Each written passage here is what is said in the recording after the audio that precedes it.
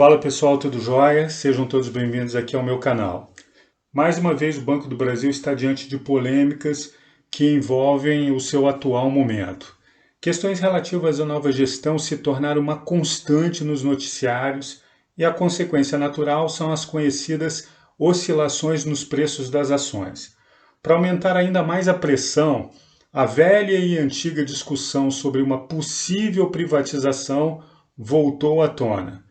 Não me parece razoável que isso possa vir a acontecer num futuro próximo, já que muitos são os detalhes que precisam ser considerados para que a negociação se torne factível. Com isso, a pergunta que se faz é se o preço se encontra descontado e se o momento é propício para comprar o ativo. Todo aquele que não está familiarizado com o histórico do banco ficará com uma pulga atrás da orelha.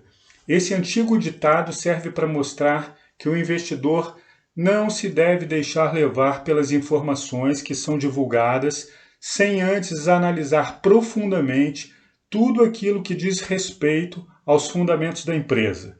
Por isso eu resolvi fazer uma análise detalhada com dados, gráficos e ilustrativos sobre o banco. Meu nome é Marcelo Teófilo e o episódio de hoje do InPodcast é sobre se o Banco do Brasil se encontra descontado nesse momento. Então, se esse assunto é do seu interesse, se inscreva no canal e ative as notificações para você ser informado sobre os novos episódios. Importante destacar que esse vídeo não se trata de uma recomendação de compra e nem de venda do ativo, tá joia? Então vamos lá. Quando nós nos damos conta que o Banco do Brasil está presente em quase todos os municípios do país, com uma rede que engloba mais de 65 mil pontos de atendimento, nós temos a exata dimensão da estrutura da companhia. Não podemos nos esquecer da sua presença em 16 países, abrangendo ainda mais o alcance de suas operações. No entanto, desde que houve a abertura de capital, um dos grandes impasses diz respeito às inúmeras mudanças ocorridas em sua governança. Seria uma heresia negar a posição que o Banco do Brasil ocupa no sistema financeiro nacional. Sob a sua custódia, fazem parte nada menos do que 1,5 trilhão em ativos e uma carteira que compreende cerca de 70 milhões de clientes. Por incrível que pareça, uma das primeiras empresas listadas na Bolsa vive sob o signo da desconfiança, tendo em vista que a sua posição como uma estatal com frequência divide opiniões. Assim, a volatilidade que se observa no preço de suas ações nada mais é do que o reflexo de constantes interferências em sua gestão. Muitos não se sentem confortáveis para investir em ações de empresas de economia mista, justamente pelo fato da União compor a estrutura acionária da companhia. Assim como na Petrobras, o Banco do Brasil sofre constantes interferências do governo, o que gera permanentes incertezas e descontentamentos por parte do acionista. Ainda assim, o Banco do Brasil é extremamente positivo. Aliás, por falar da Petrobras, tem um vídeo aqui no canal onde eu faço uma análise sobre o atual momento da empresa. Eu vou deixar o link aqui no descritivo para vocês, como também na playlist, tá bom? Mas voltando ao assunto do Banco do Brasil. Para incrementar ainda mais toda a celeuma, todo esse burburinho em torno do Banco do Brasil, há muito tempo a questão da privatização faz parte do imaginário que envolve o banco. Entretanto, não existe nenhuma confirmação real de que essa possibilidade possa vir de fato a se tornar concreta. Outra questão relevante quanto à privatização é que se trata de uma operação extremamente complexa, envolvendo um somatório expressivo. Sendo assim, eu acredito que para entrar no radar de uma forma mais contundente ainda levará um bom tempo. Hoje, muitas medidas estão sendo tomadas visando a reestruturação da empresa. A diminuição no número de agências e o corte de custos fazem parte desse processo. Contudo, essa mudança de rumo produz um duplo efeito capaz de satisfazer parte dos investidores e causar inquietação em um outro grupo. O que ameniza essa realidade é que o banco atua em várias frentes e com diversos serviços financeiros sendo prestados, entre os quais destacam-se os serviços bancários, os relativos a investimentos, o que compreende a gestão de recursos, o de seguridade e os meios de pagamentos.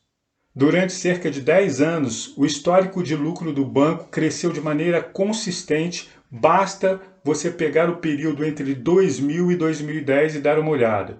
Porém, após deixar para trás a primeira década do século, os lucros caíram nos 5 anos seguintes, principalmente entre 2010 e 2015, reflexo da crise econômica vivida no Brasil, acentuado durante o governo Dilma. Ainda assim, o banco se manteve resiliente, apresentando lucros consistentes, mas a partir de 2016 houve a retomada do crescimento, com o banco reportando um lucro líquido já em 2019 de 18 bilhões e 100 milhões. Isso é perceptível no gráfico. A construção do lucro do banco passa pela captação de recursos oriundos da margem financeira bruta através das receitas financeiras provenientes das operações de crédito, como também uma parcela menor advinda do resultado de tesouraria. Contribui para essa formação do lucro as rendas obtidas com tarifas, porém, essas surgem de diversas fontes, tais como as contas correntes, a administração de fundos, previdência e capitalização, bem como o setor de seguros. Dessa forma, você consegue observar no gráfico o quanto o patrimônio líquido do banco cresceu de forma consistente nos últimos anos.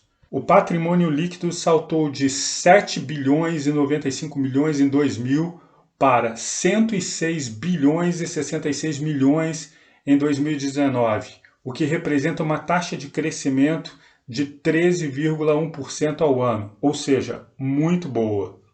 Uma das grandes preocupações hoje dos maiores bancos está diretamente associada às captações de clientes obtidas no mercado. E um dos segmentos de maior impacto é o de investimentos. As fintechs vêm explorando de forma bastante agressiva esses canais de acesso, que para muitos é a área mais vulnerável das instituições, das grandes instituições. Mas, curiosamente, o Banco do Brasil apresentou um resultado extremamente positivo, gerando uma captação expressiva para a sua asset, que vem explorando com maestria a estrutura operacional da instituição. Querendo ou não, esse tipo de angariação traz um certo grau de proteção ao banco, principalmente no que se refere à manutenção da base de clientes. Muitos acreditam, e eu me junto a eles fazendo coro, que o perfil de investidor do Banco do Brasil é mais conservador e junta-se a esse comportamento um pouco de intolerância à tecnologia. Um bom exemplo é que a grande maioria das pessoas no Brasil ainda são muito avessas às mudanças e por isso ainda seguem mantendo dinheiro na poupança. Se você fizer uma análise histórica dos dividendos pagos ao longo do tempo, chegará à conclusão que o banco vem aumentando a distribuição para os seus acionistas. Todo investidor que visa montar uma carteira que tenha como foco o seu crescimento através dos proventos, perceberá que o Banco do Brasil é uma boa alternativa. Ainda mais se você for uma pessoa que se identifique com empresas do setor bancário. Eu busco sempre fazer uma análise detalhada para saber a média paga dos dividendos durante os anos. De uma forma geral, existe uma expectativa no mercado de que o banco possa vir a pagar dividendos próximos a 9% aos seus acionistas. Obviamente que se o banco alcançar esse patamar, a consequência natural deve ser aumentar o número de investidores interessados pelas ações, o que acaba impulsionando os preços para cima. Todos esses pontos que eu citei para vocês, associados a um bom controle no índice de payout, mostram que o banco está alinhado com um crescimento sustentável, sem prejuízo do seu caixa em razão dos proventos pagos. Agora, em relação ao pagamento de dividendos, o que muitas vezes incomoda é a alta volatilidade. No caso do Banco do Brasil, o ponto positivo é que ele nunca deixou de pagar os dividendos aos seus acionistas, porém, as oscilações são visíveis, como você pode perceber no gráfico. Manter-se atualizado sobre esse critério de análise é extremamente simples e você pode obter as informações através de vários sites que o disponibilizam, assim como por meio da própria plataforma do banco. Muito embora os resultados recentes apresentem uma queda, principalmente comparada a dos bancos particulares, ela não está diretamente associada com uma redução no faturamento, tendo em vista que a receita operacional se mantém estável. A tendência de crescimento da rentabilidade é real a partir do momento que haja a retomada das atividades econômicas com mais vigor, justamente porque linhas de crédito tendem a ser disponibilizadas, aumentando a captação do banco. Esse movimento decorrente de novos negócios sempre ocorre em virtude da demanda reprimida em momentos de grande crise. Ao comparar o preço das ações do Banco do Brasil com os demais bancos, é possível perceber o quanto ela se encontra descontada. Atualmente, a companhia está sendo negociada a valores bastante atrativos se comparada com seu histórico e, consequentemente, com seus pares nacionais. Algo que eu vou comentar para vocês logo na sequência e que irá mostrar com clareza se o preço das ações estão descontadas nesse momento.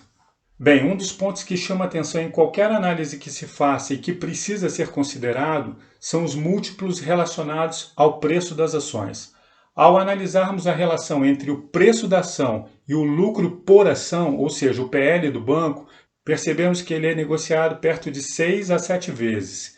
Apesar da rentabilidade e eficiência serem consideravelmente maiores nesse momento, este patamar se aproxima do referencial de 2014. No entanto, a observação se torna bastante interessante quando fazemos um comparativo com o PL do banco com o de outras instituições financeiras. No gráfico fica bastante claro que o Banco do Brasil é negociado a um patamar muito atrativo em relação aos demais players do mercado.